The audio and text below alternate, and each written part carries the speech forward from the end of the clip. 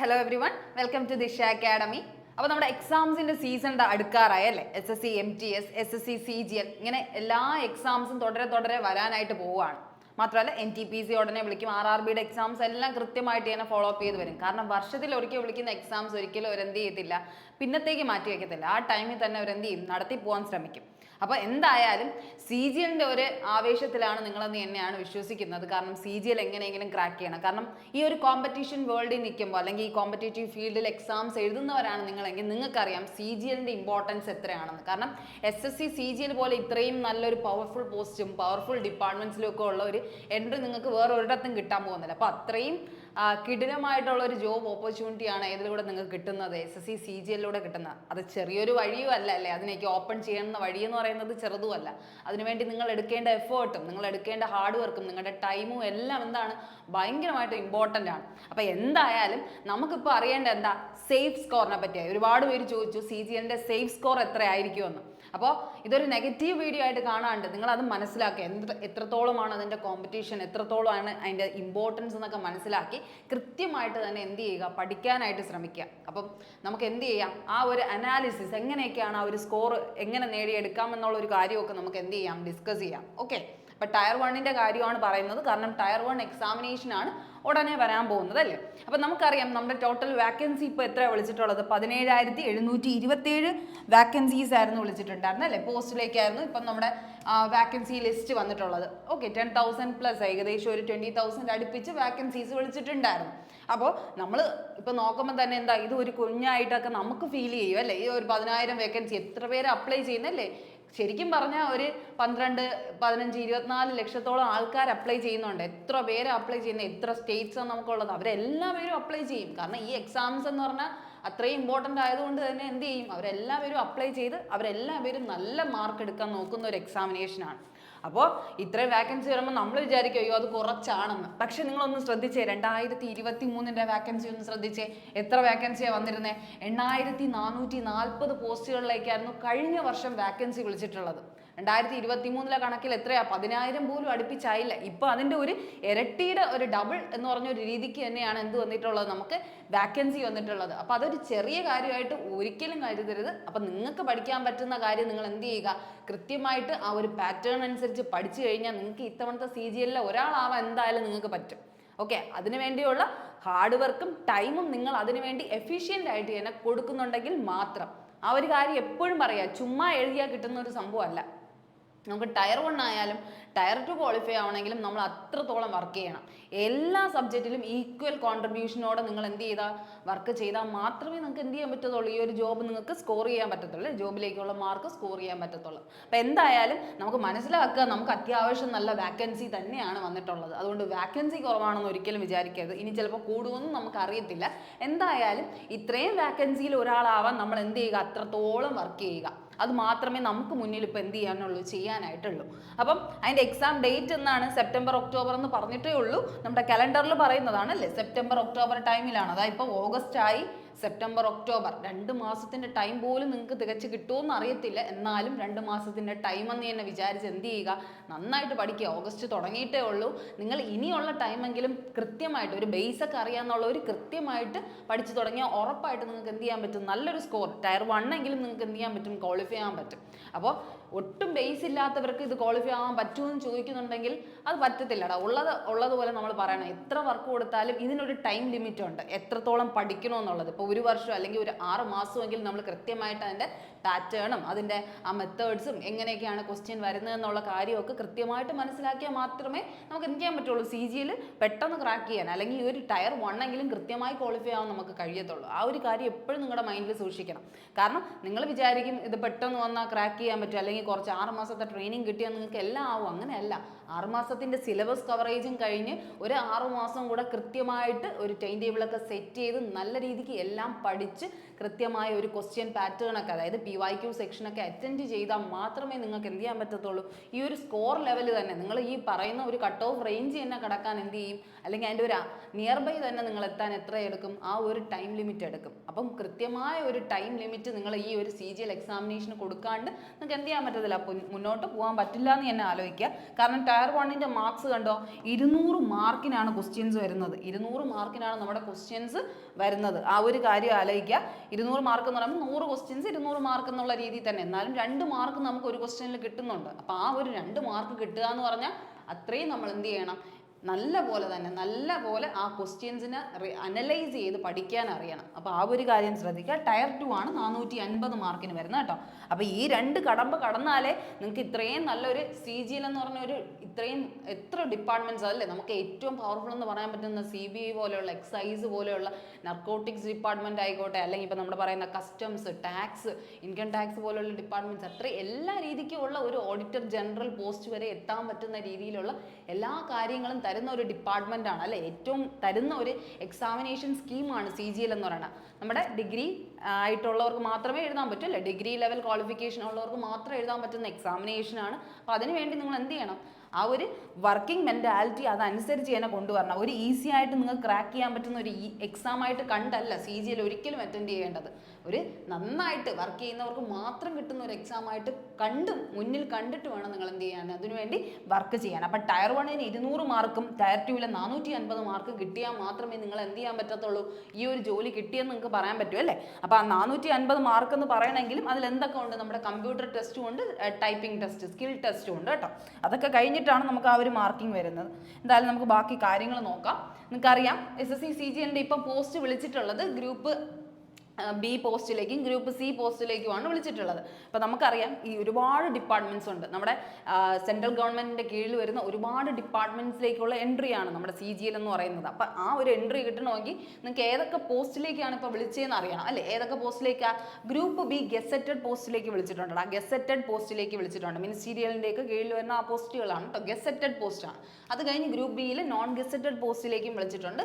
Group C ministerial post, അതായത് നമ്മുടെ ഈ അക്കൗണ്ടന്റ് സെക്ഷൻ അങ്ങനത്തെയൊക്കെ ക്ലറിക്കൽ പോസ്റ്റ് എന്ന് പറയും, സൂപ്പർവൈസിങ് പോസ്റ്റ് എന്ന് പറയും, ഗ്രൂപ്പ് C അതിലേക്കും വിളിച്ചിട്ടുണ്ട്. അപ്പോൾ ഈ ഒരു 3 എന്താണ് ആ ഒരു സ്കീമിലേക്കാണ് ഇപ്പോൾ നമുക്ക് വിളിച്ചിട്ടുള്ളത്, കാറ്റഗറിയിലേക്കാണ് നമുക്കിപ്പോൾ എന്ത് ചെയ്തിരിക്കുന്നത്, ഈ ഒരു എക്സാം തന്നെ വിളിച്ചിട്ടുള്ളത്. അപ്പോൾ എന്താണ് അതിൻ്റെ കൂടുതൽ ഡീറ്റെയിൽസ് നമുക്ക് നോക്കാം. അപ്പോൾ ഗ്രൂപ്പ് ബിയും ഗ്രൂപ്പ് സിയിലേക്കുമാണ് SSC CGL വിളിച്ചിരുന്നത്. ഗ്രൂപ്പ് B ഗസറ്റഡ് പോസ്റ്റിൽ 2 ഫീൽഡാണ് പറയുന്നത്. ഇപ്പം നിങ്ങൾ മനസ്സിലാക്കേണ്ട കാര്യം, ഈ ഒരു നമ്മൾ ഏറ്റവും നല്ല സാലറിയും അതുപോലെ തന്നെ നിങ്ങൾക്കറിയാം സാലറി പാക്കേജൊക്കെ 1 ലക്ഷം അടുപ്പിച്ചൊക്കെ നമുക്ക് എന്ത് കിട്ടുന്ന, 1 ലക്ഷത്തിൽ കൂടുതൽ കിട്ടുന്ന എന്താണ് ജോബൊക്കെ ഇതിനകത്തുണ്ട്, ഇതിൻ്റെ അകത്ത് തന്നെ ഉണ്ട്, ഫീൽഡുകൾ ഇതിൻ്റെ അകത്തുണ്ട്. അപ്പോൾ അതിൽ തന്നെ ഗ്രൂപ്പ് B ഗസറ്റഡ് പോസ്റ്റ് എന്ന് പറഞ്ഞാൽ നല്ല സാലറി പാക്കേജോടെ നല്ല ഡിപ്പാർട്ട്മെന്റ്സിൽ, ഏറ്റവും ഉയർന്ന ഡിപ്പാർട്ട്മെന്റ്സിൽ കിട്ടുന്നതാണ്. അപ്പോൾ അതിലൊന്നാണ് assistant audit general and assistant audit ഓഫീസറും അസിസ്റ്റന്റ് അക്കൗണ്ട് ഓഫീസറും, നമ്മുടെ കൺട്രോളർ ജനറൽ ഓഫ് ഇന്ത്യ എന്ന് പറയുന്ന അവരുടെ കീഴിൽ വരുന്ന ആ ഒരു സംഭവമാണ് കേട്ടോ. അപ്പോൾ CAG ഡിപ്പാർട്ട്മെന്റ്സിലേക്കാണ് ഇത് കിട്ടുന്നത്. അപ്പോൾ ഇത് കിട്ടുന്നവർക്ക് എന്താണ്, അത്യാവശ്യം നല്ല മാർക്ക് വേണം. എവിടെ സാലറി കൂടുമോ അവിടെ നല്ല മാർക്ക് ഉണ്ടായിരിക്കണം. അവിടെ നമുക്ക് മാർക്കിന്റെ അടിസ്ഥാനത്തിലാണ് നമ്മൾ ഇത്രയും യോഗ്യനാണോ എന്ന് തെളിയിക്കുന്നത് കേട്ടോ.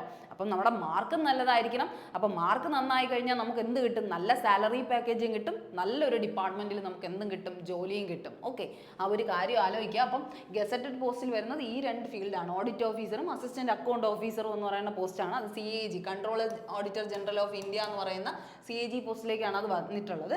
ഇനി അത് ഗ്രൂപ്പ് B എന്ന് പറയുന്നത് നോൺ ഗസറ്റഡ് പോസ്റ്റിലേക്കും വിളിച്ചിട്ടുണ്ട്. അതാണ് നമ്മൾ ഈ കാണുന്ന JSO, നമ്മൾ പറഞ്ഞു കേട്ടിട്ടില്ലേ, എന്താണ് ജൂനിയർ സ്റ്റാറ്റിസ്റ്റിക്കൽ ഓഫീസർ എന്നൊക്കെ പറഞ്ഞ് കേൾക്കാറില്ലേ, JSO, ASO assistant section officer എന്നൊക്കെ പറയുന്ന കുറേ സംഭവങ്ങളുണ്ട്, സ്റ്റാറ്റിസ്റ്റിക്കൽ ഓഫീസർ എന്നൊക്കെ പറയുന്ന കുറേ ഉണ്ട്. പിന്നെ SI ആയിട്ട്, സബ് ഇൻസ്പെക്ടർ ആയിട്ട് നമ്മുടെ CBI, നർക്കോട്ടിക്സ്, NIA അതായത് ഇൻവെസ്റ്റിഗേഷൻ ഏജൻസിയിൽ, IBയിൽ, ഇൻ്റലിജൻസ് ബ്യൂറോയിൽ, നർക്കോട്ടിക്സിൽ, എക്സൈസിൽ, അങ്ങനെ പല ഡിപ്പാർട്ട്മെന്റ്സിലേക്കുള്ള SI post, sub inspector post. ഇതെന്താണ്, നോൺ ഗസറ്റഡ് പോസ്റ്റ് ആണെങ്കിലും അത്രയും പവർഫുൾ പോസ്റ്റാണ്. നിങ്ങൾ മനസ്സിലാക്കണം, നമ്മൾ ഏറ്റവും ഹെഡ് എന്ന് പറഞ്ഞൊരു രീതിയിലേക്ക് മാറുന്ന പോസ്റ്റുകളാണ് നമ്മുടെ. അപ്പം അതിലേക്ക് കിട്ടണമെങ്കിൽ അത്യാവശ്യം കുറച്ചും കൂടെ എന്തുണ്ടായിരിക്കണം, നമുക്ക് കുറച്ചും കൂടെ നമുക്ക് മാർക്ക് ഉണ്ടായിരിക്കണം. അപ്പം ഇതിന് കുറച്ച് നല്ല മാർക്ക് ഉണ്ടായിരിക്കണം, ഇതിന് അത്യാവശ്യം നല്ല മാർക്ക്. ഈ ജൂനിയർ സ്റ്റാറ്റിസ്റ്റിക്കൽ ഓഫീസറിന് പ്രത്യേകം വീണ്ടും ടയർ 2 എക്സാമിനേഷൻ ഉണ്ട്. നിങ്ങൾ കൊടുത്തപ്പോൾ, നിങ്ങൾ CGLന് അപ്ലൈ ചെയ്തപ്പോൾ നിങ്ങൾക്ക് അറിയായിരിക്കും, സ്റ്റാറ്റിസ്റ്റിക്സിന് വീണ്ടും ഒരു പേപ്പർ എഴുതിയെടുക്കണമെന്ന് നിങ്ങൾക്ക് ടയർ 2 ഉണ്ട് എന്ന് പറഞ്ഞ് കൊടുത്തിട്ടുണ്ടായിരുന്നു. അപ്പം അങ്ങനെയൊക്കെ കുറച്ച് കാര്യങ്ങൾ അവിടെ നിങ്ങൾക്ക് ശ്രദ്ധിക്കേണ്ടതായിട്ടുണ്ട്. അപ്പോൾ എന്തായാലും മനസ്സിലാക്കേണ്ട, ഗ്രൂപ്പ് B നോൺ ഗസറ്റഡ് പോസ്റ്റിലേക്ക് എന്താണ് ഇത്രയും വാക്കൻസീസ് വിളിച്ചിട്ടുണ്ട്, അതായത് ഇത്രയും ഡിപ്പാർട്ട്മെന്റ്സിലേക്ക് വാക്കൻസി വിളിച്ചിട്ടുണ്ട്. ഓക്കെ, ഇനി അടുത്ത ഗ്രൂപ്പ് സിയിലാണ് നമ്മുടെ അക്കൗണ്ടന്റ് സെക്ഷനും ഓഡിറ്റിംഗ് സെക്ഷൻ, ടാക്സ് അസിസ്റ്റന്റ് പോലെയുള്ള നമ്മുടെ ഈ ഫിനാൻഷ്യൽ സെറ്റിൽമെന്റ്സ് ഉണ്ടല്ലോ, അതിലൊക്കെ വരുന്ന ജോബ്സ് ആണ് നമ്മുടെ ഗ്രൂപ്പ് സിയിലേക്ക് വിളിക്കുന്നത്. നമ്മുടെ ഒരു അക്കൗണ്ടൻസി അല്ലെങ്കിൽ ക്ലറിക്കൽ പോസ്റ്റ് എന്നൊക്കെ നമ്മൾ പറയും, സൂപ്പർവൈസ് ചെയ്യാൻ ഓപ്പറേഷൻ മാനേജ്മെന്റ് ആയിട്ടൊക്കെ ഇരിക്കുന്ന ആ ഒരു പോസ്റ്റാണ് ഗ്രൂപ്പ് സിയിൽ വരുന്നത്. അപ്പോൾ ഇത്രയും പോസ്റ്റിലേക്കാണ് നമുക്ക് ഇപ്പോൾ എന്ത് കിട്ടുന്നത്, എൻട്രി കിട്ടാൻ പോകുന്നത്. അത് ചെറിയൊരു കാര്യമല്ല, ഏറ്റവും ഉത്തമമായിട്ടുള്ള പോസ്റ്റിലേക്കാണ് നിങ്ങൾക്ക് ഇപ്പോൾ എന്ത് വിളിച്ചിട്ടുള്ളത്, വാക്കൻസി തന്നെ വിളിച്ചിട്ടുള്ളത്. അപ്പം നിങ്ങൾക്ക് അതിൻ്റെതായ സീരിയസ്നെസ്സോടെ നിങ്ങൾ പഠിച്ചു കഴിഞ്ഞാൽ ഒരു ടാക്സ് ഡിപ്പാർട്ട്മെന്റിലൊക്കെ കിട്ടുക എന്ന് പറഞ്ഞാൽ, അല്ലെങ്കിൽ ഇൻകം ടാക്സിന് കിട്ടുക എന്ന് പറഞ്ഞാൽ അത്രയും ഒരു വിലപ്പെട്ട ഒരു കാര്യമായിട്ട് കരുതുന്ന ഒരുപാട് പേരുണ്ട്. ഇപ്പം നിങ്ങളിൽ പലരും ചിലപ്പോൾ ഇതൊന്നും അറിയാണ്ടായിരിക്കും അപ്ലൈ ചെയ്യുന്നത്. പക്ഷേ ഇതെല്ലാം അറിഞ്ഞു വെച്ചിട്ട്, അല്ലെങ്കിൽ ഒരു NIA ഏജൻസിയിൽ ഏറ്റവും തലവനാവണം, അല്ലെങ്കിൽ ഇപ്പം നാർക്കോട്ടിക്സ് ഡിപ്പാർട്ട്മെന്റിൽ കയറണമെന്നൊക്കെ ആഗ്രഹിക്കുന്ന ഒരുപാട് പേരുണ്ട്. അപ്പം അങ്ങനെയൊക്കെ ആഗ്രഹിച്ചു വരുന്നവർക്കും എന്താണിത് ഭയങ്കര ഒരു ഗോൾഡൻ ഓപ്പർച്യൂണിറ്റിയാണ്. അതൊന്നും അത്രയ്ക്ക് മിസ് ചെയ്യാൻ ഒരിക്കലും ആരും ശ്രമിക്കരുത്. നല്ല പോലെ തന്നെ വർക്ക് ചെയ്ത് എന്ത് ചെയ്യുക, അതിനായിട്ട് പ്രിപ്പയർ ചെയ്യുക. ഇപ്പോൾ പ്രിപ്പയർ ചെയ്യാൻ നിങ്ങളുടെ ടൈം വളരെ ലിമിറ്റഡ് ആയിട്ടുള്ള ടൈമേ നിങ്ങളുടെ മുന്നിലുള്ളൂ. ആ ടൈം നിങ്ങൾ വെറുതെ കളയാണ്ട് എന്ത് ചെയ്യുക, നന്നായിട്ട് ഒരു എക്സാമിന് വേണ്ടി അല്ലെങ്കിൽ CGLന് വേണ്ടി പഠിച്ചു കഴിഞ്ഞാൽ നിങ്ങൾക്ക് എന്തായാലും MTS ക്വാളിഫൈ ചെയ്യാൻ പറ്റും. അല്ലെങ്കിൽ നിങ്ങൾക്ക് നമ്മുടെ NTPC പോലുള്ള എക്സാംസും ബാക്കി നമ്മുടെ RRB SSCയിലുള്ള ബാക്കിയുള്ള എക്സാംസ് എല്ലാം പ്രിപ്പയർ ചെയ്യാം. നിങ്ങൾ CGL എന്ന് പറഞ്ഞൊരു മെയിൻ ഫോക്കസ് കൊടുത്തു നോക്ക്. ഒരിക്കലും CGL എഴുതിയാൽ നിങ്ങൾക്കിപ്പം നിങ്ങൾ വിചാരിക്കുക അയ്യോ ഞാൻ ഇപ്പം തുടങ്ങിയതേ ഉള്ളൂ, ഒരിക്കലും ഇല്ല. ഇപ്പം തുടങ്ങിക്കഴിഞ്ഞാൽ നിങ്ങൾക്ക് കിട്ടുവാണ്. നിങ്ങൾക്കിപ്പോൾ ഒരു വർഷത്തിൻ്റെ ടൈം ഉണ്ടെങ്കിൽ പോലും നിങ്ങൾക്ക് ഏതെങ്കിലും എക്സാംസുകൾ ക്വാളിഫൈ ചെയ്യാൻ പറ്റും. SSC CGLനെ ഫോക്കസ് ചെയ്താണ് പഠിക്കുന്നതെങ്കിൽ. കാരണം SSC CGL അൾട്ടിമേറ്റ് ആണ്. ആ ഒരു അൾട്ടിമേറ്റിൻ്റെ താഴോട്ടായിരിക്കും ബാക്കി എല്ലാ ലെവലും വരുന്നത്. എന്നാലും വരുന്ന ക്വസ്റ്റ്യൻസും ഉണ്ട്. എന്നാലും നമ്മൾ പറയുന്നതാണ്, അത്രയും സീരിയസ്നെസ്സോടെയാണ് നിങ്ങൾ ഇത് കൈകാര്യം ചെയ്യുന്നതെങ്കിൽ ഉറപ്പായിട്ടും നിങ്ങൾക്ക് ഏതെങ്കിലും ഒരു ലിസ്റ്റിൽ നിങ്ങൾക്ക് ഉറപ്പായിട്ടും കയറാൻ പറ്റും. പിന്നെ CGL ആണ് നിങ്ങൾ ഹോപ്പ് ചെയ്യുന്നത്, എനിക്ക് CGLിൽ തന്നെ കയറണം എന്നുള്ളൊരു വാശിയാണെങ്കിൽ ഉറപ്പായിട്ടും നിങ്ങൾക്ക് എന്ത് ചെയ്യുക, ആ ഒരു പാറ്റേണിൽ തന്നെ പഠിച്ചു പോകുക. കാരണം നമ്മുടെ സെക്ഷൻസ് നിങ്ങൾക്കറിയാം, ക്വസ്റ്റ്യൻസ് വരുന്നത് നിങ്ങൾക്കറിയാം. നമ്മൾ നോർമലി പഠിക്കുന്നത് തന്നെയാണ്. ഇംഗ്ലീഷ് ഉണ്ടായിരിക്കും, GK ഉണ്ടായിരിക്കും, ഇംഗ്ലീഷ് ഉണ്ടായിരിക്കും, GK ഉണ്ടായിരിക്കും, മാത്സ് ഉണ്ടായിരിക്കും, റീസണിങ് ഉണ്ടായിരിക്കും. ഇതിൽ നിങ്ങളുടെ എത്രയോ തവണ പറഞ്ഞിട്ടുണ്ട്, നമുക്ക് ഷുവർ ഷോട്ടായിട്ട് വാങ്ങിക്കേണ്ട മാർക്കുകളാണ് ഏതൊക്കെ, റീസണിങ്ങിൽ ഷുവർ ഷോട്ട് എത്ര മാർക്കും തന്നെ വാങ്ങിക്കണം. 25 മാർക്കും മസ്റ്റായിട്ട് നിങ്ങൾ അങ്ങോട്ടും ഇല്ല ഇങ്ങോട്ടും ഇല്ല 25 മാർക്ക് വാങ്ങിച്ചേ പറ്റുള്ളൂ. കാരണം നമുക്ക് നല്ല സ്കോർ എടുക്കണമെങ്കിൽ നമ്മൾ എത്ര എണ്ണം മേടിക്കണോടാ, 25 ക്വസ്റ്റ്യനും അറ്റൻഡ് ചെയ്യണം, ആ 25ഉം ശരിയാവണം. അല്ലെങ്കിൽ ഒരു നിർഭാഗ്യവശം നമുക്ക് ഒന്ന് തെറ്റിപ്പോയാലും സാരമല്ല. പക്ഷേ നമ്മൾ എപ്പോഴും എന്ത് ചെയ്യുക, 25 ഔട്ട് ഓഫ് 25 നമ്മൾ എന്ത് ചെയ്യുക, ക്വസ്റ്റ്യൻസ് കൃത്യമായിട്ട് കറക്റ്റ് ആൻസറോടെ ചെയ്യാനായിട്ട് ശ്രമിക്കുക. ആ ഒരു വേ നിങ്ങൾ എന്ത് ചെയ്യുക, ഉണ്ടാക്കി എടുത്തേ പറ്റുള്ളൂ. കാരണം ഇനിയും ഇത്രയും നാൾ നിങ്ങൾ പഠിച്ചിട്ട് ഒന്നും ആയില്ല എന്നുണ്ടെങ്കിൽ, റീസണിങ്ങിൽ ഫുൾ സ്കോർ വാങ്ങിക്കാൻ പറ്റിയില്ലെങ്കിൽ നിങ്ങൾ എന്ത് ചെയ്യുമെന്ന് നിങ്ങൾ എപ്പോഴും ചിന്തിക്കണം. റീസണിങ്ങിൽ, കാരണം റീസണിങ് മാത്സിലൊക്കെ എത്രയോ പേര് ഈ നമ്മൾ മാത്രമല്ല കോമ്പറ്റീഷൻ ലെവലിലുള്ള പല സ്റ്റേറ്റ്സിലുള്ള ആൾക്കാരുണ്ട്. അവരൊക്കെ എന്ത് ചെയ്യും, ഏറ്റവും ഉന്നതിയിൽ എത്തുകയും ചെയ്യും. നമുക്ക് ആ ഒരു സൈഡ് ബേസ് ആയിട്ട് പോലും നമുക്ക് നിൽക്കണമെങ്കിൽ നമ്മളും അത്രയും എഫേർട്ട് ഇട്ടേ പറ്റുള്ളൂ. ആ ഒരു കാര്യം നിങ്ങൾ എപ്പോഴും ശ്രദ്ധിക്കുക. അപ്പം റീസണിങ്ങിൽ ഒരു മാർക്കും അങ്ങോട്ടും ഇങ്ങോട്ടും ഇല്ല, 25ഉം നിങ്ങൾ മേടിക്കണം.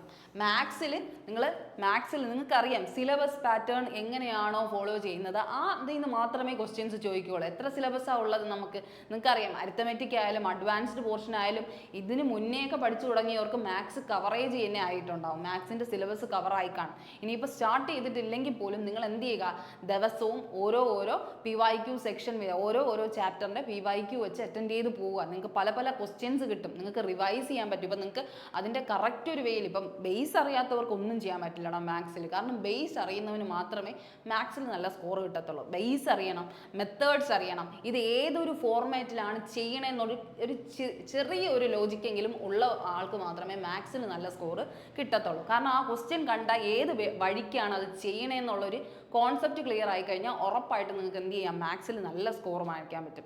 അപ്പോൾ എന്ത് ചെയ്യുക, മാത്സിൻ്റെ കാര്യം എടുക്കുകയാണെങ്കിൽ 25ഉം മേടിക്കുന്ന എത്രയോ പേരുണ്ട്.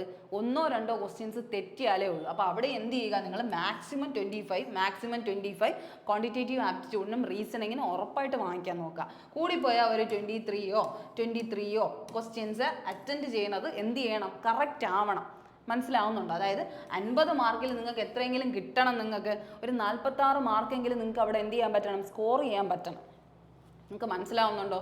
കാരണം ഇത്രയും സ്കോർ ചെയ്താൽ മാത്രമേ നിങ്ങൾക്ക് ഒരു പേടിയും കൂടാണ്ട് നിങ്ങൾക്ക് അടുത്ത പ്രിപ്പറേഷൻസ് സ്റ്റാർട്ട് ചെയ്യാൻ പറ്റൂ. നിങ്ങൾ എപ്പോഴും മനസ്സിലാക്കുക, ടയർ 1 അല്ല നിങ്ങളുടെ ലക്ഷ്യം.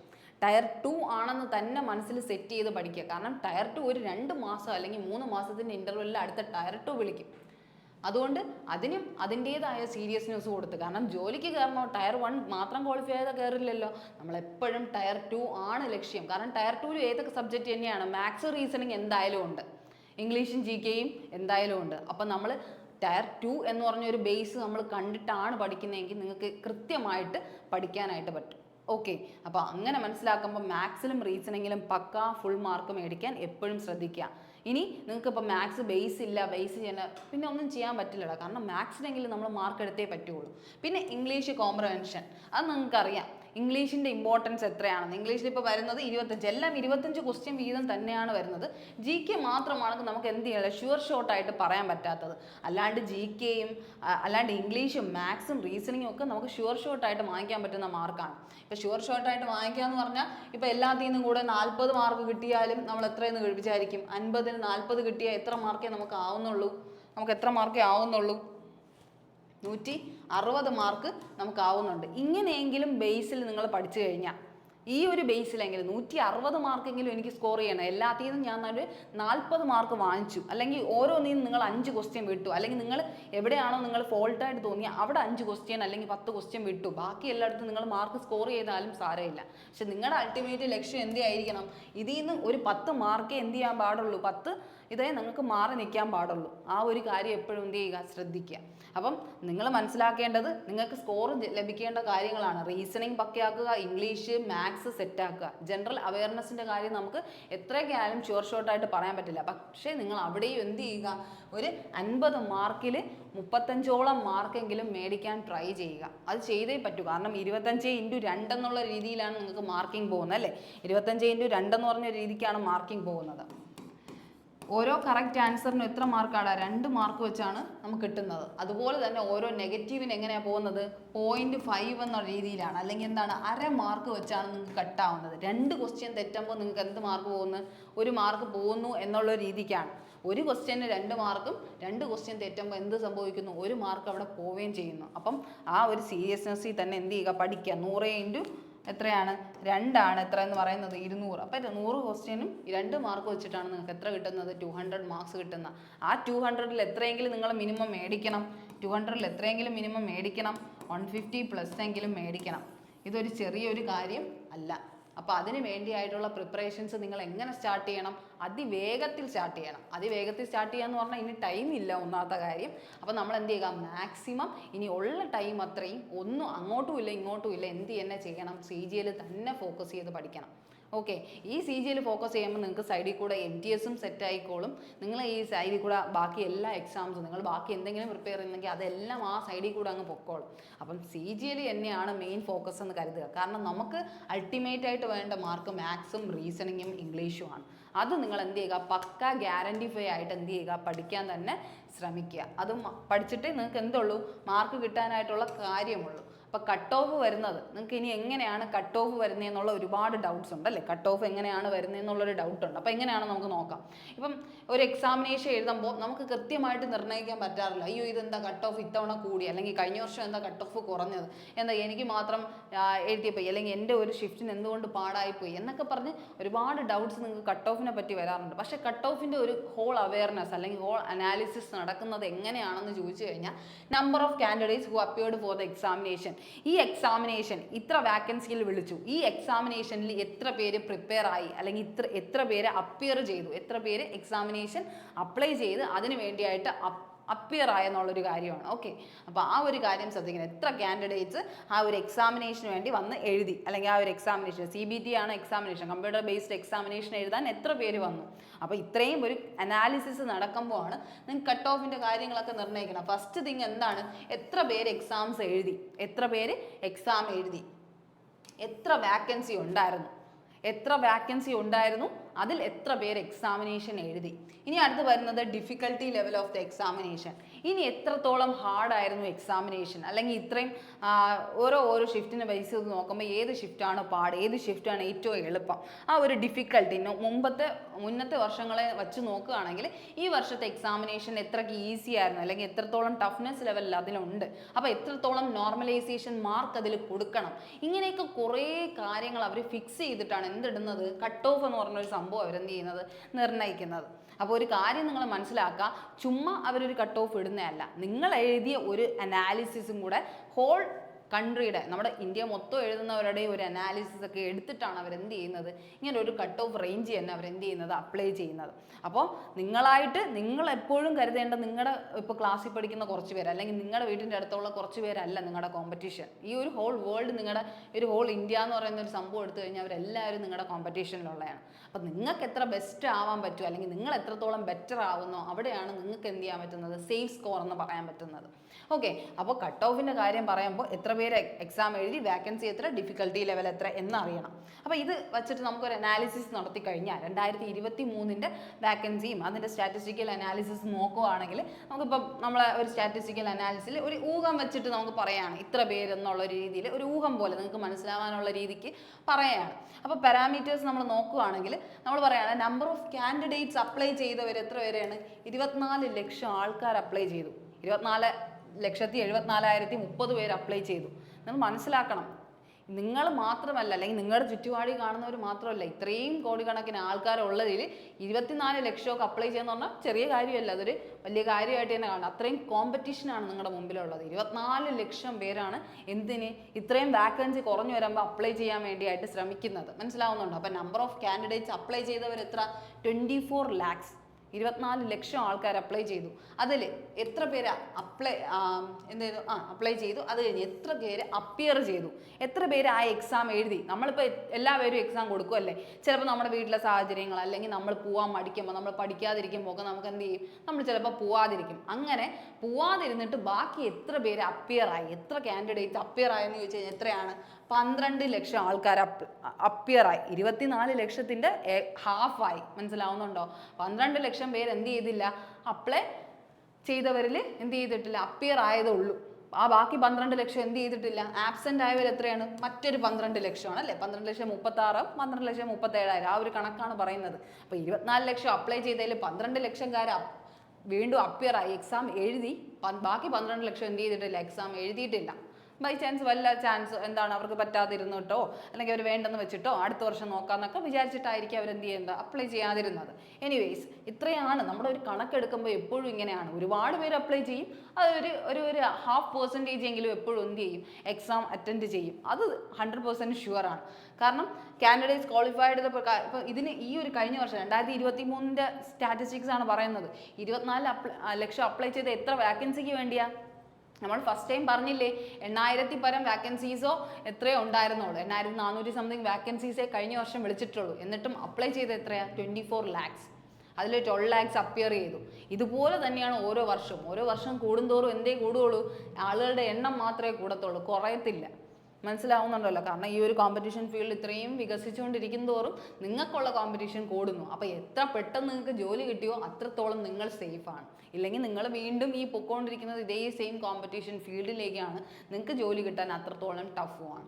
ഓക്കെ, അപ്പോൾ കാൻഡിഡേറ്റ്സ് ആബ്സെൻ്റ് എന്ന് പറഞ്ഞാൽ 12,37,000 പേര് ആബ്സെൻ്റ് ആയിരുന്നു. ക്വാളിഫൈ ആയവർ, ഇനി ഇത്രയും പേര് എഴുതിയിട്ട് എത്ര പേരെ ക്വാളിഫൈ ആയ, ഒരു കട്ട് ഓഫ് ഒക്കെ വന്നു കഴിഞ്ഞാൽ ക്വാളിഫൈ ആവുന്നവർ എത്ര പേരാ, ഇതേ നോക്കേ, 81,782.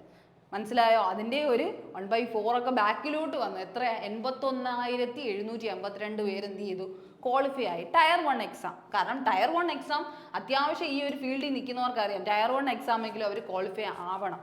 കാരണം ഒരുപാട് നാളായിട്ട് പഠിക്കുന്നവരാണെങ്കിൽ ടയർ 1 എക്സാം ക്വാളിഫൈ ആവും. അതിലും ക്വാളിഫൈ ആയവർ എത്ര പേരാ, ഈ ഒരു 12 ലക്ഷത്തിൽ 81,000 പേരാണ് എന്ത് ചെയ്തത്, ക്വാളിഫൈ ആയത്. 81,000 പേര് ക്വാളിഫൈ ആയി. എത്ര വാക്കൻസിക്ക്, 8,000+ വാക്കൻസിക്ക്. ഓക്കെ, 81,000, അതിൻ്റെ 10 ഇരട്ടി അല്ലേ. ആ ഒരു രീതി നിങ്ങൾ ആലോചിക്കണം. 81,000 പേര് എന്ത് ചെയ്തു, ടയർ 1 ക്വാളിഫൈ ആയി. എന്തുകൊണ്ടാണ് ഈ പിന്നെയും ടയർ 2 ഒക്കെ വയ്ക്കുന്നത്, ഈ ഒരു എലിമിനേഷൻ പ്രോസസ്സിന് വേണ്ടിയാണ്. ഇതിൻ്റെ ഒരു ഹാഫ് വീണ്ടും എന്ത് ചെയ്യത്തുള്ളൂ, അടുത്തൊരു സ്റ്റേജ് കവർ ആവത്തുള്ളൂ. ഇനി നോക്കിയാൽ ടയർ 2 എക്സാം വന്നപ്പോൾ അത് എത്രയായി മാറി, 39,273 പേരായിട്ട് മാറി. മനസ്സിലാവുന്നുണ്ടോ? അത് വീണ്ടും കുറഞ്ഞില്ലേ? 81,000 എത്രയായി? 40,000-ത്തിലും കുറഞ്ഞു. 80,000 ആയിരുന്നത് വീണ്ടും 40,000-ത്തെക്കാളും കുറഞ്ഞു. അപ്പം ടയർ 2 വരുമ്പോഴേക്കും വീണ്ടും എന്ത് ചെയ്യാണ്? കുറയാണ്. അപ്പം നിങ്ങൾ മനസ്സിലാക്കുക, ഇതെന്താണ് കമ്പ്യൂട്ടർ ക്വാളിഫൈഡ് എക്സാമിനേഷൻ. ഈ ടയർ 2 എക്സാമിനേഷൻ എന്ന് പറഞ്ഞാൽ നമുക്ക് ഇത്ര വാക്കൻസി ഉണ്ടോ? 39,000 വാക്കൻസി ഉണ്ടോ? ഇല്ല. ഈ 39,000 പേര് എവിടെ വീണ്ടും പോവും? എവിടെയാണ് ആ ഒരു ബ്രേക്കേജ് വരുന്നത്? വീണ്ടും എന്തുണ്ട്? നമ്മുടെ ടയർ 2-ൽ എന്തുണ്ട്? കമ്പ്യൂട്ടർ നോളജ് ടെസ്റ്റും ഡേറ്റ എൻട്രി സ്പീഡ് ടെസ്റ്റും, അതായത് ടൈപ്പിംഗ് ടെസ്റ്റും ഉണ്ട്. ഈ ടൈപ്പിംഗ് ടെസ്റ്റും അതുപോലെ തന്നെ കമ്പ്യൂട്ടർ ടെസ്റ്റും കൂടെ ഇവാലുവേറ്റ് ചെയ്ത് കഴിഞ്ഞാൽ മാത്രമേ നിങ്ങൾ എന്തെന്ന് പറയത്തുള്ളൂ? ടയർ 2 ക്വാളിഫൈ ആയെന്ന് പറയുള്ളൂ. ഓക്കെ, ഇത് ക്വാളിഫൈ ആവാൻ വേണ്ടി, അതായത് ഈ 39,273 വരെ ഇനി അടുത്ത് എന്ത് ചെയ്യണം? ഈ ഒരു സ്റ്റേജ് കടക്കണം. കമ്പ്യൂട്ടർ നോളജ് ടെസ്റ്റും ഡേറ്റ എൻട്രി, അതായത് നമ്മുടെ ടൈപ്പിംഗ് ടെസ്റ്റും എന്ത് ചെയ്യണം? ക്വാളിഫൈ ആവണം. അതും കൂടെ ക്വാളിഫൈ ആവുന്നവർ എന്ത് ചെയ്യും? വീണ്ടും ഷോർട്ട് ലിസ്റ്റഡ് ആവും. ഓക്കെ, മനസ്സിലാവുന്നുണ്ടോ? അപ്പോൾ ഇത്രയും നമുക്ക് എന്താണ് ഒരു കടമ്പകൾ കടന്നു വേണം നമ്മൾ ഇത്രയും നല്ലൊരു പോസ്റ്റിലേക്ക് എത്താൻ. ഓക്കെ, അപ്പോൾ നമ്മൾ ഈ പഠിക്കുന്ന പോലെ അത്ര ഈസി അല്ല നമ്മൾ എന്ത് ചെയ്യുന്നത്? ക്വാളിഫൈ ആയി വരാനായിട്ട്. ഓക്കെ, അപ്പോൾ നമുക്ക് കമ്പ്യൂട്ടർ നോളജും ഡേറ്റ എൻട്രി സ്പീഡ് ടെസ്റ്റും കഴിഞ്ഞപ്പോൾ നമ്മുടെ ഒടുവിലത്തെ ആൾക്കാർ കണ്ടോ? എത്രയെന്ന് തുടങ്ങിയതാണ് നമ്മൾ? എത്രയെന്ന് തുടങ്ങിയിട്ടാണ് നമ്മൾ ലാസ്റ്റ് ആൻഡ് ഫൈനൽ എത്രയിൽ എത്തിയത്? 7,686 മാറിയത്. ലാസ്റ്റ് എത്തിയത് കണ്ടോ? 7,656 എന്ന് പറയുന്ന ഒരു രീതിയിലേക്ക് മാറിയത്. അതായത് നമ്മുടെ വാക്കൻസി എത്ര? 8,000+. അതിൽ എത്ര വാക്കൻസി ഇപ്പോൾ ഉള്ളൂ? 7,656 എന്ന് പറയുന്ന ഒരു രീതിയിലേക്ക് മാത്രമേ എത്ര പേര് സെലക്ട് ആയിട്ടുള്ളൂ? ടയർ 2 കഴിഞ്ഞപ്പോൾ സെലക്ട് ആയുള്ളൂ. ഓക്കെ, ഇത് ടയർ 2 കഴിഞ്ഞിട്ടുള്ളവർ. ഇനി കുറച്ച് പേരുണ്ടല്ലോ, നമ്മൾ ഈ അപ്ലൈ ചെയ്യുന്ന സമയത്ത് തന്നെ JSO പോസ്റ്റിന് വേണ്ടി, അതായത് സ്റ്റാറ്റിസ്റ്റിക്കൽ പോസ്റ്റിനൊക്കെ വേണ്ടി സെപ്പറേറ്റ് ഒരു എക്സാം എഴുതുന്ന, ഒരു 100 മാർക്കിന് എക്സാം എഴുതുന്നവരുണ്ടല്ലോ. അവരുണ്ടല്ലോ എന്ന് വെച്ചാൽ ഇടയ്ക്ക് വീണ്ടും ചോദിക്കൂലേ നിങ്ങൾക്ക് ഇത് ക്വാളിഫൈ ആണോ എന്ന് പറഞ്ഞ് നിങ്ങൾ പ്രത്യേക ഒരു ബോക്സ് ഒക്കെ ടിക്ക് ചെയ്ത് കൊടുത്തവരാണെങ്കിൽ അവർ ഇല്ലാത്ത ഒരു ഗ്രൂപ്പാണിത്. ഇനി അവരുടെ ഒന്നും കൂടെ വരുമ്പം പ്ലസ് കറക്റ്റ് പറഞ്ഞ വാക്കൻസിയിലേക്ക് ആളാവും. 8,400 സംതിങ് വാക്കൻസി ആണെങ്കിൽ ഇതിൻ്റെ ബാക്കിയുള്ളവർ എവിടെയാണ്? JSO പോസ്റ്റിൽ നിന്ന് വരുന്നവരാണ്. അവർക്ക് ടൈപ്പിംഗ് സീഡ് ഇല്ലാതെ നേരെ അവരുടെ ആ ഒരു പേപ്പർ അനാലിസിസും കഴിയുമ്പോഴേക്കും അവരും എന്ത് ചെയ്യും? ഇതിലേക്ക് സെലക്റ്റഡ് ആവും. അങ്ങനെയാണ് വാക്കൻസി ലിസ്റ്റ് വരുന്നത്. അപ്പോൾ 12 ലക്ഷം എഴുതിയതിൽ എത്ര പേരാണ് ക്വാളിഫൈ ആയത്? ശരിക്കും പറഞ്ഞാൽ 7,686 പേരാണ് ക്വാളിഫൈ ആവുന്നത്. അല്ലെങ്കിൽ ഒരു 8,000+ മാത്രമേ ഇപ്പോഴും എന്ത് ചെയ്യത്തുള്ളൂ? ക്വാളിഫൈ ആവത്തുള്ളൂ.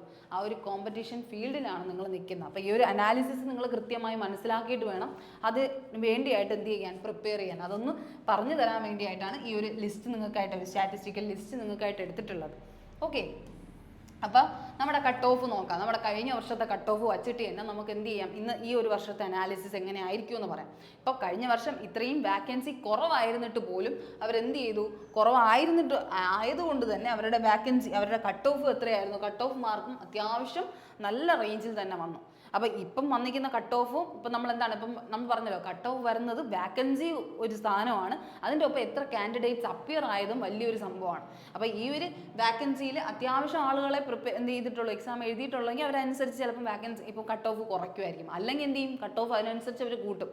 ഒരുപാട് ആളുകൾ കൊണ്ട് വാക്കൻസി കുറവാണ് അങ്ങനെ തോന്നുകയാണെങ്കിൽ അവർ ഉറപ്പായിട്ട് അവരെന്ത് ചെയ്യും? വാക്കൻസി എന്ത് ചെയ്യും? കൂട്ടും. ഓക്കെ, അപ്പോൾ ഇവിടെ വന്നത് നമ്മുടെ കട്ട് ഓഫ് മാർക്സ് ആ 8,000 പരം വാക്കൻസി വന്നപ്പോൾ പോലും കട്ട് ഓഫ് വന്നത് നോക്കിയേ. UR നമ്മുടെ ജനറൽ കാറ്റഗറിക്ക് എത്രയാ? 150.04 150.04 എന്നുള്ള രീതി, അതായത് 150 കട്ട് ഓഫ്. എത്ര മാർക്കിന്? 200 മാർക്കിന്. മനസ്സിലാവുന്നുണ്ടോ? 200 മാർക്കിന് എത്ര പേരാ? 150 നമുക്ക് കട്ട് ഓഫ് വന്നത്. എന്നിട്ട് ആ 150 കിട്ടി എത്ര അവൈലബിൾ കാൻഡിഡേറ്റ്സാണ് ഉള്ളത്? 10,000-ൽ പുറത്ത്, അല്ലെങ്കിൽ 13,000-ൽ പുറത്ത് ആൾക്കാരുണ്ട്. അപ്പോൾ നിങ്ങൾ മനസ്സിലാക്കണം നിങ്ങളുടെ കോമ്പറ്റീഷൻ എത്ര പേരുമായിട്ടാണ്. ഇത് കഴിഞ്ഞ വർഷത്തെ ഒരു ലിസ്റ്റ് പ്രകാരമാണ്. ഈ വർഷം അത് എന്ത് ചെയ്യാം? ഉറപ്പായിട്ടും കൂടാ. കാരണം എവരും കൂടെ എന്ത് ചെയ്യാണ്? എഴുതുകയാണ്. ഇവരിൽ പലരും എന്ത് ചെയ്തിട്ടില്ല? ടയർ 2 ക്വാളിഫൈ ആയിട്ടില്ല. അപ്പോൾ അവരും എന്ത് ചെയ്യും? ഇത്തവണ ടയർ 1 ക്വാളിഫൈ ആവാൻ വേണ്ടി എഴുതും. അവർ ഉറപ്പായിട്ടും ക്വാളിഫൈ ആവും. അപ്പം നിങ്ങളുടെ ചാൻസ് അവിടെ വീണ്ടും കുറയാണ്. അപ്പോൾ ഇതൊക്കെ പറഞ്ഞ് നിങ്ങളെ നെഗറ്റീവ് ആക്കിയല്ല, നിങ്ങൾ അത്രത്തോളം എന്ത് ചെയ്യണം? ഹാർഡ് വർക്ക് ചെയ്യണം. ഇനി ഉറക്കമില്ല അല്ലെങ്കിൽ ഫുഡില്ല എന്നൊക്കെ പറഞ്ഞിരിക്കണമെന്നല്ല, പക്ഷെ എന്ത് ചെയ്യണം? കണ്ടിന്യൂസ് ഒരു എത്രയാണ് 7 അല്ലെങ്കിൽ 8 hours നിങ്ങൾ പഠിക്കണം എന്ന് തന്നെ ഒരു ടൈം ടേബിൾ സെറ്റ് ചെയ്ത് പഠിച്ചേ പറ്റും. എന്നിട്ടേ കാര്യമുള്ളൂ. ടയർ 1 എങ്കിലും നമുക്ക് എന്ത് ചെയ്യണം? ക്വാളിഫൈ ചെയ്യണം. അത് കഴിഞ്ഞിട്ട് അടുത്തത് എന്ത് ചെയ്യുക? ഫുഡ് ഇല്ലാതെ അല്ലെങ്കിൽ നമ്മൾ ഉറക്കം ഇല്ലാണ്ടായാലും നമ്മൾ ടയർ 2 എഴുതിയെടുക്കണം. അല്ലേ? അപ്പം ആ ഒരു വാശി നിങ്ങൾക്ക് ഉണ്ടാവണം. അപ്പം നമ്മളിപ്പോൾ മനസ്സിലാക്കേണ്ടത് UR കാറ്റഗറിക്ക് എത്ര വന്നടാ, 150. ഇപ്പം കഴിഞ്ഞ വർഷം വാക്കൻസി കുറവായതുകൊണ്ട് അത് ഇച്ചിരി കൂടുതലാണ്. പിന്നെ നിങ്ങളിത് മനസ്സിലാക്കേണ്ടത് എന്താ, നോർമലൈസേഷൻ കഴിഞ്ഞിട്ടുള്ള സ്കോറാണ് അല്ലേ? നോർമലൈസേഷൻ കഴിഞ്ഞിട്ടുള്ള സ്കോറാണ്. എപ്പോഴും നമുക്ക് നോർമലൈസേഷൻ നമ്മുടെ ഭാഗ്യം പോലെ നമ്മൾ ക്വസ്റ്റ്യൻ അറ്റൻഡ് ചെയ്യുന്നത് പോലെയൊക്കെ ഒരു 140 പ്ലസ് എന്നുള്ള രീതി, ഇപ്പം 140 ഉണ്ടെങ്കിൽ ഒരു 10 മാർക്കൊക്കെ നമുക്ക് എന്ത് ചെയ്യാം, അഡീഷണലി തരാം. അത് നമ്മുടെ ഈ ഓരോ ഷിഫ്റ്റ് അനുസരിച്ചിട്ടാണ്. ടഫസ്റ്റ് ഷിഫ്റ്റും നമ്മുടെ ഷിഫ്റ്റും ആവറേജ് ഷിഫ്റ്റും എല്ലാം കൂടെ നോക്കിയിട്ടായിരിക്കും നമുക്ക് ഒരു കട്ട് ഓഫ് മാർക്ക് നിർണ്ണയിക്കുന്നത്. പിന്നെ നിങ്ങളുടെ നെഗറ്റീവ് മാർക്സ്, നിങ്ങളുടെ പോസിറ്റീവ് മാർക്സ് എല്ലാം നോക്കും കേട്ടോ. നിങ്ങൾ ചുമ്മാ ഒരു ഷിഫ്റ്റിന് എല്ലാവർക്കും ഒരുപോലെ മാർക്ക് കൂടുമെന്നല്ല, ഒരാൾ എഴുതുന്ന അപ്രോച്ചിലാണ് ഇരിക്കുന്നത്. നമ്മുടെ നെഗറ്റീവ്സ് എത്രത്തോളം ഉണ്ടോ അത്രത്തോളം ചിലപ്പോൾ നിങ്ങൾക്ക് അവിടെ കട്ട് ഓഫ് മാർക്ക് കുറയുമായിരിക്കും. ഓക്കെ, അപ്പോൾ അങ്ങനെയൊക്കെ കുറേ കാര്യങ്ങൾ നിങ്ങൾ കട്ട് ഓഫിൽ മനസ്സിലാക്കണം. അല്ലെങ്കിൽ കട്ട് ഓഫിലല്ല, നമ്മുടെ നോർമലൈസേഷനെ മനസ്സിലാക്കണം. അപ്പം ഇതെന്ന് പറയുന്നത് നോർമലൈസേഷൻ കഴിഞ്ഞിട്ടുള്ള മാർക്കാണ്. ഇവിടെ ശ്രദ്ധിച്ചറിയാം, OBCക്ക് എത്രയാണ് വന്നത്, 145. എത്ര, ഒരു 5ന്റെ വ്യത്യാസമേ വരുന്നുള്ളൂ. 150 ജനറലിനാണെങ്കിൽ 145 OBCക്ക്. പിന്നെ EWS കാറ്റഗറിക്ക് ആണെങ്കിൽ വീണ്ടും ഒരു കുറച്ച് പോയിന്റ് മാറ്റം, 143. എന്തായാലും ഒരു 10 റേഞ്ചിൽ അങ്ങോട്ടും ഇങ്ങോട്ടും മാറ്റമുണ്ട് OBC, EWS, UR കാറ്റഗറിക്ക്. ഓക്കെ, അത് കഴിഞ്ഞ് നമ്മളോട് പറയുകയാണെങ്കിൽ SC STക്ക് 126, SC ആണെങ്കിൽ 126, മറ്റതിനാണെങ്കിൽ 118, നമ്മുടെ STക്ക് ആണെങ്കിൽ 118. ഇത്രയും കാര്യങ്ങളാണ് അവിടെ നിങ്ങൾ മനസ്സിലാക്കേണ്ടത്. ഏകദേശം ഒരു 120 പ്ലസ് അല്ലെങ്കിൽ ഒരു 130 എന്ന് പറഞ്ഞൊരു റേഞ്ചിൽ നിങ്ങൾ SC STക്കാർ പഠിക്കണമെങ്കിൽ നിങ്ങൾക്ക് ഉറപ്പായിട്ടും എന്ത് ചെയ്യാം, നല്ല സ്കോർ നേടാൻ പറ്റും. ഓക്കെ, അപ്പോൾ നമ്മൾ പറയുകയാണെങ്കിൽ ഇതൊരു വാക്കൻസി കുറവായിരുന്ന സമയത്തായിരുന്നു ഇതെന്ന് പറയാനായിട്ട് നമുക്ക് പറ്റില്ല. കാരണം എക്സാംസ് അപ്ലൈ ചെയ്യുന്നവരും കൂടെ എന്തുണ്ട്, കോമ്പറ്റീഷൻ ഫീൽഡിലുണ്ട്. അപ്പം എന്ത് ചെയ്യും, അവർക്ക് ചാൻസ് കിട്ടിപ്പോവും. അപ്പോൾ ഒരിക്കലും അയ്യോ ഇത്രയും വാക്കൻസി ഉണ്ട് ചിലപ്പം ഇതിനേക്കാളും കട്ട് ഓഫ് കുറയും, അങ്ങനെ ഒരിക്കലും നിങ്ങൾ കരുതരുത്. എപ്പോഴും ടാർഗറ്റ് സെറ്റ് ചെയ്യുമ്പോൾ ഇപ്പം EWS, UR, OBC കാറ്റഗറി ആണെങ്കിൽ മസ്റ്റായിട്ടും 150 ആയിരിക്കത്തില്ല. ഇപ്പം നമ്മൾ ഹിന്ദി ചാനലൊക്കെ എടുത്ത് നോക്കുകയാണെങ്കിൽ എപ്പോഴും എന്താ പറയുക, അവർ 170 പ്ലസ്സേ അവർ പറയത്തുള്ളൂ. കാരണം അവർക്ക് നല്ല സ്കോർ മേടിക്കണം അവരുടെ കുട്ടികൾ. അപ്പം നമ്മളും എന്ത് ചെയ്യുക, നിങ്ങളെ പ്രോത്സാഹിപ്പിക്കാൻ നമുക്ക് അങ്ങനെ പറയാൻ പറ്റുള്ളൂ. പക്ഷേ ഞാൻ എപ്പോഴും പറയുകയാണ്, നിങ്ങളുടെ ഒരു സ്ട്രെങ്ത് എന്ത് ചെയ്യുക, 150 എന്ന് പറഞ്ഞ ഒരു റേഞ്ചിലെങ്കിലും നിങ്ങൾ എത്തിക്കണം. നിങ്ങളുടെ ഒരു എക്സാമിനേഷനിൽ അല്ലെങ്കിൽ നിങ്ങളിപ്പോൾ ഒരു മോക്കൊക്കെ അറ്റൻഡ് ചെയ്യുന്ന സമയത്ത് 150 കിട്ടിയാൽ നിങ്ങൾ സേഫ്.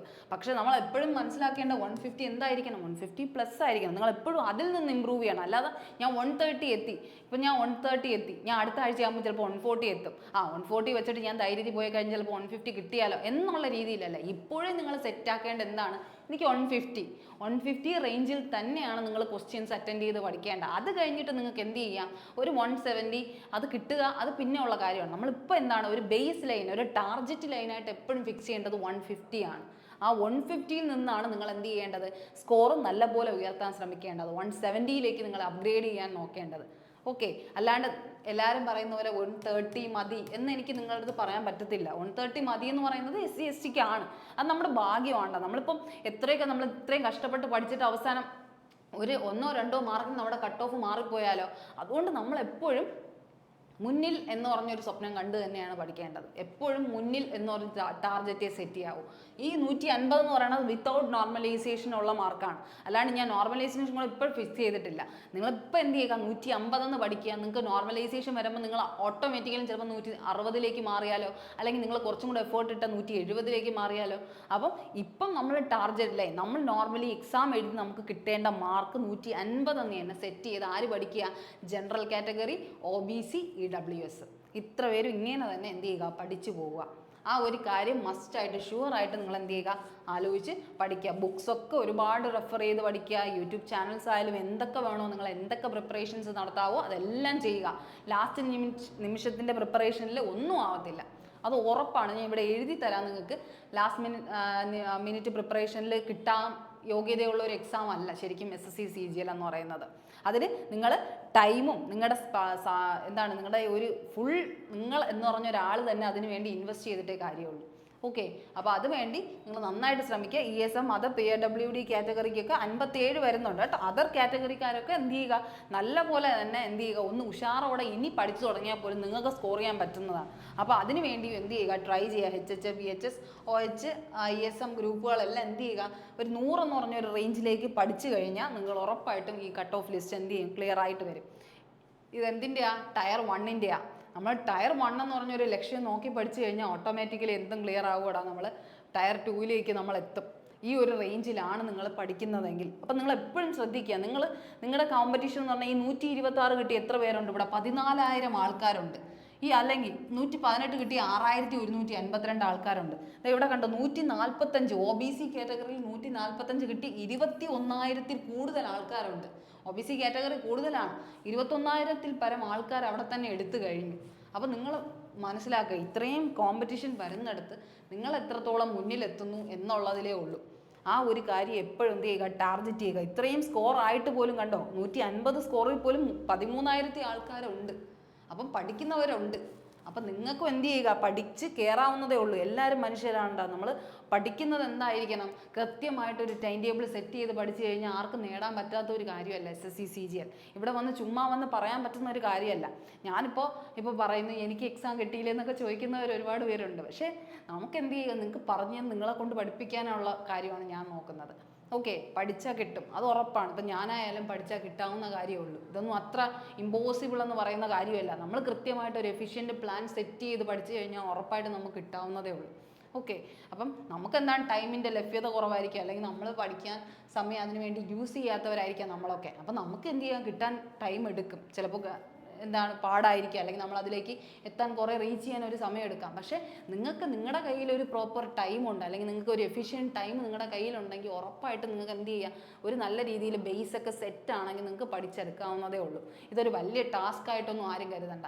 പക്ഷേ പോസിറ്റീവായിട്ട് അത് നേരിടാൻ നിങ്ങൾ തയ്യാറാണെങ്കിൽ ഉറപ്പായിട്ടും ഈ 150 മാർക്ക്, അതും എത്രയാണ് നമ്മുടെ 200-ന് ഒരു ചെറിയ കാര്യം അല്ലെങ്കിൽ വലിയ കാര്യമായിട്ടൊന്നും ആരും കരുതിയെന്ന് വേണ്ട. ഈ 150 എന്ന് പറഞ്ഞൊരു ടാർഗറ്റ് ആര് സെറ്റ് ചെയ്യണം, നിങ്ങൾ സെറ്റ് ചെയ്ത് പഠിക്കണം.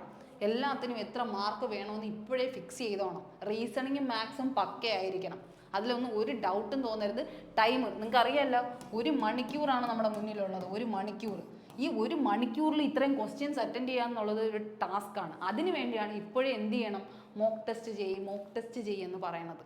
അപ്പോൾ PYQ സെക്ഷൻ പോലെയുള്ള നമ്മുടെ പിനാക്കിളിൻ്റെ ബുക്ക് വാങ്ങിക്കുക, SSCയുടെ 2024 എഡിഷൻ വാങ്ങിക്കുക. അല്ലെങ്കിൽ ഇപ്പോൾ നമ്മൾ എന്ത് ചെയ്യുക, പല മാത്സിൻ്റെ ബുക്കുകൾ വായിച്ച് നമ്മളിപ്പോൾ പറയുമല്ലോ രാകേഷ് യാദവിൻ്റെ ക്ലാസ് നോട്ട്സ് വാങ്ങിച്ച് പഠിക്കുക. അല്ലെങ്കിൽ ഇപ്പോൾ പല ബുക്സ്, ഒരുപാട് ബുക്സ് റെഫർ ചെയ്യാറുണ്ട് നമ്മൾ. ഒരുപാട് ബുക്സിന് വേണ്ടിയുള്ള ഇതും നമ്മൾ എന്ത് ചെയ്തിട്ടുണ്ട്, പറഞ്ഞിട്ടുണ്ട്. ഗഗൻ പ്രതാപിൻ്റെ എക്സാം മാത്സ് ബുക്കൊക്കെ വാങ്ങിച്ച് പഠിച്ചു കഴിഞ്ഞാൽ അഡ്വാൻസ് ലെവലിൽ നിങ്ങൾക്ക് എന്ത് ചെയ്യാൻ പറ്റും, ക്ലിയർ ആവാൻ പറ്റും. അങ്ങനെ പല ബുക്സിനെ കുറിച്ച് നമ്മൾ പറഞ്ഞിട്ടുണ്ട്. അപ്പോൾ ഇതെല്ലാം നിങ്ങളുടെ മനസ്സിൽ സെറ്റ് ചെയ്ത് നിങ്ങൾക്ക് പഠിച്ചു കഴിഞ്ഞാൽ ഉറപ്പായിട്ട് ഈ 150 എന്ന് പറയുന്ന ഒരു ടാർഗറ്റ് നിങ്ങൾക്ക് നേടാൻ അത്ര പാടായിട്ടൊന്നും ഒരിക്കലും കരുതണ്ട. ഈ 200-ൽ 150 വാങ്ങിക്കാൻ നിങ്ങൾക്ക് നിസ്സാരമായിട്ട് പറ്റും.